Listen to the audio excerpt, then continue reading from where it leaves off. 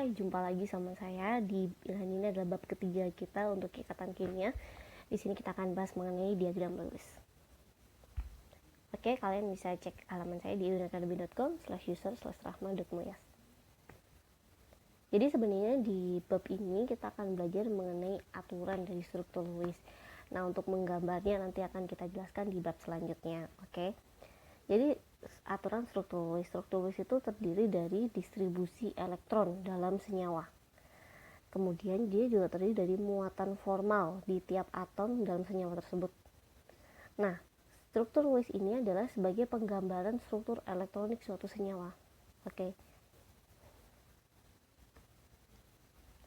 Nah, jadi ada yang pertama yang perlu diperhatikan adalah senyawa itu kovalen atau senyawa ionik.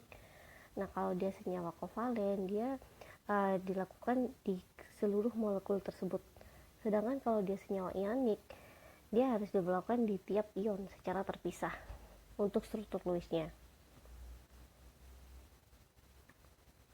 Yang kedua, kita harus menentukan berapa total jumlah elektron valensi yang ada di molekul tersebut atau ion tersebut, yaitu dengan yang pertama adalah menjumlahkan elektron valensi semua atom dalam molekul dan menambah satu elektron untuk tiap muatan negatif dan mengurangi satu elektron untuk tiap muatan positif, lalu membaginya jadi 2 untuk mendapatkan jumlah pasangan elektron.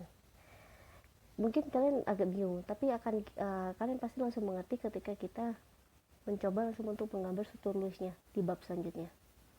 Tapi yang pertama harus kalian lakukan adalah menjumlah elektron valensinya dan nambah elektron yang berpindah, kemudian membaginya jadi 2 untuk mendapatkan pasangan elektron PeB.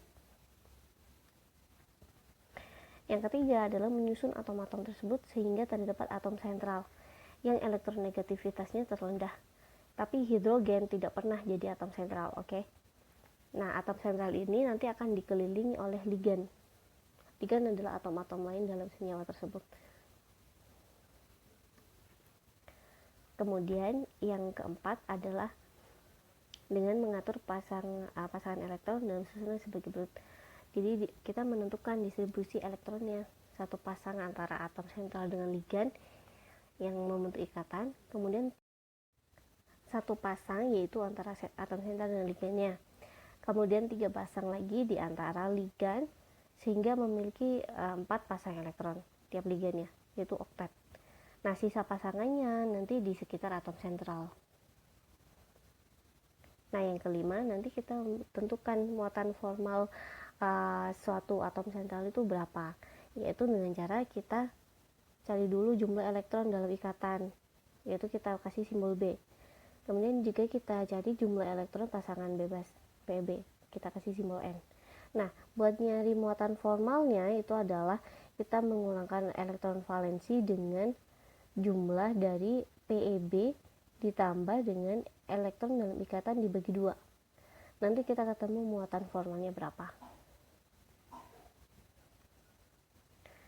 Nah, aturan struktur Lewis. Jadi aturan yang keenam adalah jika atom sentralnya bermuatan 0, maka elektron distribusi di aturan 4 yang tadi itu benar. Nah, kemudian yang perlu dilakukan adalah menghitung muatan formal dari atom ligan untuk melengkapi struktur Lewisnya. Nah, tapi jika strukturnya salah atau atom sentralnya tidak bermuatan 0, maka yang pertama kita lakukan adalah hitung muatan formal tiap atom ligan.